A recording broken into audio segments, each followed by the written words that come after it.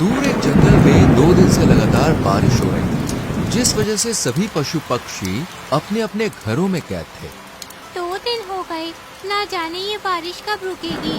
अगर ऐसा ही चलता रहा तो हमारा घर पानी पानी हो जाएगा। यही चिंता तो मुझे भी सता रही है मीठी। काश हमारा घर भी जंगल के पक्षियों की तरह ऊंचाई वाले पेड़ों पर होता तो आज हम सुरक्षित होते। मगर ये मुमकिन नहीं है मोंटू, हमें कुछ तो करना होगा।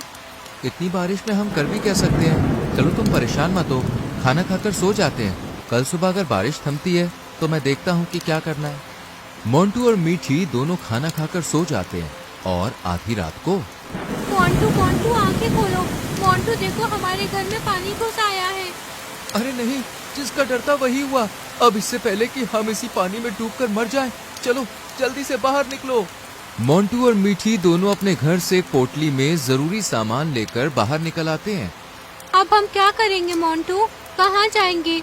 हम तो इस जंगल में कुछ दिन पहले ही आए हैं, कोई हमें जानता भी नहीं, तो किससे मदद मांगे? पर मीठी, हमारे साथियों की बस्ती यहाँ से दूर है और बारिश में हम वहाँ नहीं जा सकते, इसलिए हमें यहीं किसी से मदद मांगनी होगी। आओ। मोंटू पक्षियों से मदद मांगने का फैसला करता है। पीलू, ओ पीलू, कोई है क्या घर में? अरे बाहर आओ, मुझे मदद चाहिए। कौन है जो इतनी रात को गला फाड़ रहा है? बाहर जाकर देखता हूँ। अरे तुम तो मोंटू हो ना?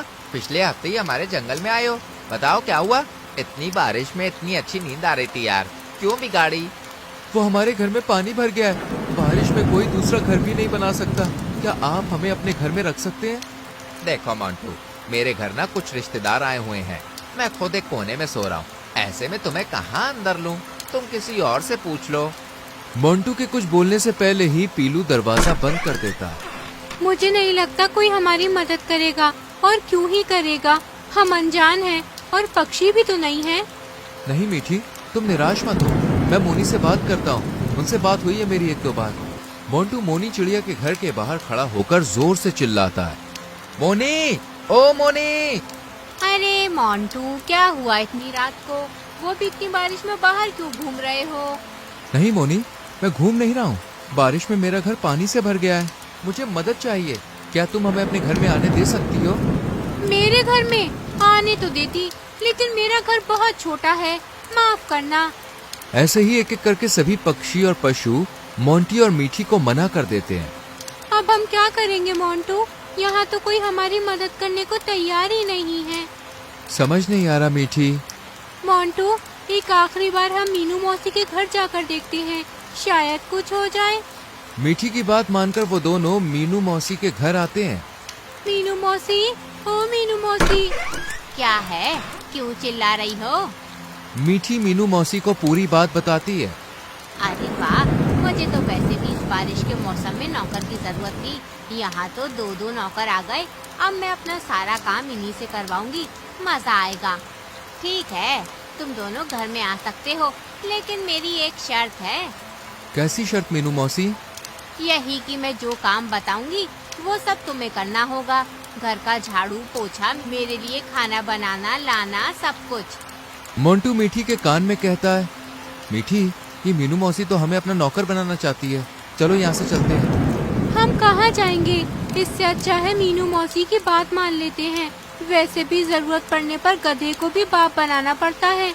जब तक बारिश नहीं थमती हम यहाँ रहेंगे और फिर चले जाएंगे। अच्छा ठीक है, तो फिर मीनू मौसी, हमें आपकी शर्त मंजूर है, लेकिन बदले में मेरी भी एक शर्त है। क्या? यही कि जब तक हम चाहें यहाँ पर रह सकते हैं, आप हमें बाहर नहीं निकालेंगी। बस इतनी सी बात? ठीक है, आ जाओ, तुम दोनों अंदर आ जाओ। मीनू मौसी मोंटी और मीठी को अंदर ले लेती है और फिर सभी सो जाते हैं। अगली सुबह। मीठी, ओ मीठी, कितना सोती है? सुबह हो गई, बारिश में जरा चाय और पकौड़े तो बना ले, बड़ा मन कर रहा है। जी मीनू मौसी, अभी बनाती हूँ। मीठी लजीज पकौड़े और चाय बनाती है, जिसे खाने के बाद मीनू मौसी मोंटू पर भी ऑर्डर चलाती है।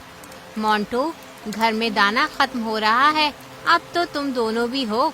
मैं अकेली होती तो अभी 1-2 हफ्ते चलता, पर अब तुम्हें राशन लाना पड़ेगा। लेकिन मौसी, अभी बारिश तो देखो कितनी तेज है, ऐसे में मैं कहाँ से खाना लाऊंगा? वो सब मुझे नहीं पता, खाना लेकर आओ, वरना यहाँ नहीं रह सकते। ऐसे ही 2 दिन गुजरते हैं, लेकिन बारिश नहीं थमती।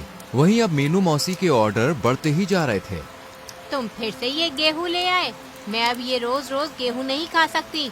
मुझे आज मकई के दाने चाहिए तो मतलब चाहिए। आप गुस्सा मत करो मौसी, मैं मोंटू के साथ जाती हूँ।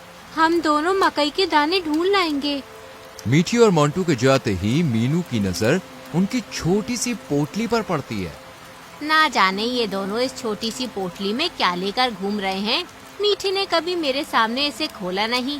देखूं तो क्या है इसके अंदर। मीनू जब उस पोटली को खोलती है तो उसमें मीठी के कीमती जेवर थे।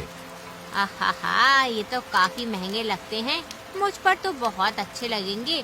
और वो मीठी की बच्ची मुझे दिखाई भी नहीं। आने दो आज दोनों को, घर से बाहर कर दूंगी और ये जेवर अपने पास रख लूंगी। मीठी और मोंटू देर शाम को घर लौटते हैं। मीनू मौसी, देखो हम आपके लिए मकई के दाने ले आए। अब आप आराम से इन्हें खाकर अपना पेट भर लीजिए। हे भगवान, ये सड़े गले मकई के दाने खिलाकर मुझे मारना चाहते हो तुम दोनों, ताकि ये घर हड़प सको। पर मैं ऐसा नहीं होने दूंगी। नहीं मीनू मौसी, ऐसी कोई बात नहीं है। हमारा कोई ऐसा इरादा नहीं था। मैं सब समझती हूँ। तुम दोनों की चाल है ना ये। अरे तुम दोनों को तो मैंने अपने घर में पनाह देकर ही गलती कर दी। ना जाने किस मनहूस घड़ी में तुम्हें अपने घर में रुकने दिया, जो आज मुझे ये दिन देखना पड़ रहा है। अब मैं तुम्हें 1 मिनट भी यहाँ बर्दाश्त नहीं करूँगी। अभी के अभी निकल जाओ यहाँ से। ठीक है मौसी, हम जा रहे हैं, लेकिन हमारी पोटली तो दे दो। आहा, देखो तो जरा, इतने दिन से यहाँ खा रहे हो, रह रहे हो, उसकी भरपाई कौन करेगा। अब जाते हो या बुलाऊं महाराज को? 2 मिनट में तुम्हारा हिसाब कर देंगे। इस तरह मीनू मौसी उन्हें धक्के मारकर घर से बाहर निकाल देती है और वो बेचारे एक जगह खड़े होकर रोने लगते हैं। मुझे माफ कर दो मीठी, तुम्हारे जेवर भी मौसी ने ले लिए। वो तुम्हारे पिताजी ने दिए थे।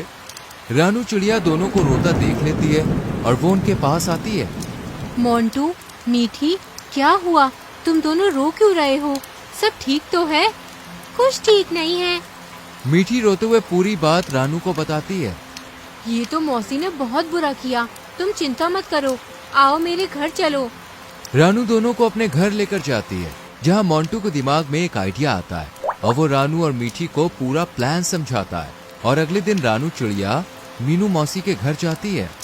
मीनू मौसी, ओ मीनू मौसी, अभी तक सो रही हो क्या? हाँ, बस कोई काम नहीं था, आँख लग गई। क्या हुआ रानू, तुम यहाँ? क्या हो गया? क्या बताऊँ मौसी, ये बारिश ने तो कहर मचा रखा है। इतने दिन हो गए लगातार बरसे ही जा रही है, बरसे ही जा रही है। सुना है 2 दिन और रहेगी, पर मेरा घर टपकने लगा है। अगर मैं वहाँ रही तो जरूर जान से चली जाऊंगी। क्या मैं तुम्हारे घर में रह सकती हूँ? सिर्फ 2 दिन के लिए। मीनू मौसी रानू को अंदर आने देती है। अच्छा हुआ मौसी जो तुमने मुझे अपने घर में जगह दे दी, वरना मेरा हाल भी वो मोंटू और मीठी की तरह होता। भगवान उनके जैसी हालत किसी की ना करे। क्यों भला, ऐसा क्या हुआ उनके साथ? कुछ मत पूछो मौसी, बेचारे कितनी उम्मीद लेकर हमारे जंगल में आए थे, पर होनी को कौन टाल सकता है। सुना है उनका घर पानी में बह गया, जिस वजह से बेचारों को बारिश में रहना पड़ा और ज्यादा भीगने की वजह से दोनों मारे गए। पक्षियों का तो ये भी कहना है कि उनके पास कोई जेवरात वगैरह थे और अब उनकी आत्मा अपने सामान को ढूंढ रही है। क्या क्या क्या क्या? सामान, जेवरात मर गए? अरे मौसी, तुम क्यों घबराती हो? तुम तो ठीक से जानती भी नहीं थी उनको। चिंता मत करो और चैन से सो जाओ। मुझे भी नींद आ रही है तो मैं भी सो जाती हूँ। रानू तो सो जाती है, लेकिन मीनू मौसी की डर के मारे हालत खराब हो रही थी। अगर सच में उन दोनों का भूत यहाँ आ गया तो? नहीं, मैं भी क्या सोच रही हूँ, डर के मारे गला सूख रहा है, पानी पीकर सोने की कोशिश करती हूँ। मीनू जैसे ही पानी पीने के लिए उठती है, सामने मीठी और मोंटू का डरावना चेहरा देखकर डर जाती है। मोंटू, मीठी, तुम दोनों, मुझे माफ कर दो। मुझसे बहुत बड़ी गलती हो गई। माफ कर दो, आगे से कभी किसी के साथ ऐसा नहीं करूँगी। तुमने मुझे बहुत सताया है मौसी, अब मेरी बारी है। बहुत सेवा करवाने का शौक है ना तुम्हें? अब करवाओ सेवा। अब तो हम भूत भी बन गए हैं, अच्छे से सेवा करेंगे तुम्हारी। नहीं, मुझे कोई सेवा नहीं करवानी। ये रहे तुम्हारे जेवर, मैं जा रही हूँ, बचाओ। मीनू चिल्लाते हुए अपना ही घर छोड़कर भाग जाती है और पीछे से तीनों हंसने लगते हैं। तो दोस्तों, इस तरह चतुर मोंटू मीनू मौसी को उसके किए का सबक सिखाता है और फिर उसी के घर में रहने लगता है। ऐसी ही कहानियां देखते रहने के लिए चैनल को सब्सक्राइब करके बेल आइकॉन प्रेस कीजिएगा। मिलेंगे अगली वीडियो में।